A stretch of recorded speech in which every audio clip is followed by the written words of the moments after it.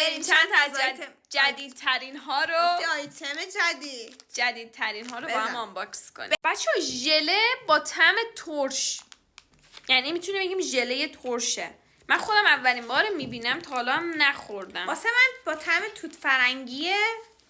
یه بویی اینم مهمون ما باشه، جدیده. توت فرنگی هم میده. واو، انگار لواشک و ژله رو با هم قاطی کردم. من از 1 تا 10 بهش 9 میدم. من 10 میدم. واقعا طعم جدید بال بود، حتما تست کنیم.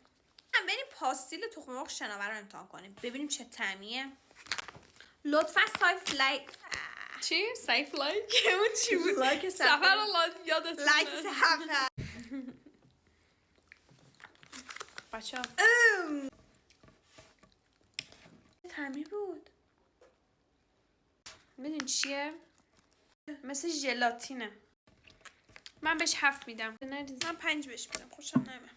واقعا برای این خودم خیلی هیجان دارم. میدونی چرا؟ چون که این LOL دیگه همتون میشناسید دیگه. خیلی چیزایی رو دارم، مثلا کفش، نمیدونم کیف، اینا. کل سر، عینک، شونه، تنشه. این لباسشه. لباسشو بکن تنش. اول آمادش کنیم. خیلی خوشگله بچه ها. به این صورت. بعد اینم بچه ها لباسشه.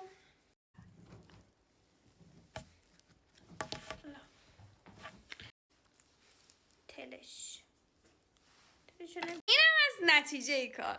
اگه دوست دارید که بازم امتحان کنیم، اگه دوست دارید که دوباره از این درسک حتما امتحان کنیم، به ما تو کامنت ها بگید و سفر رو لایک بکنید. سابسکرایب هم یادتون نره. بای.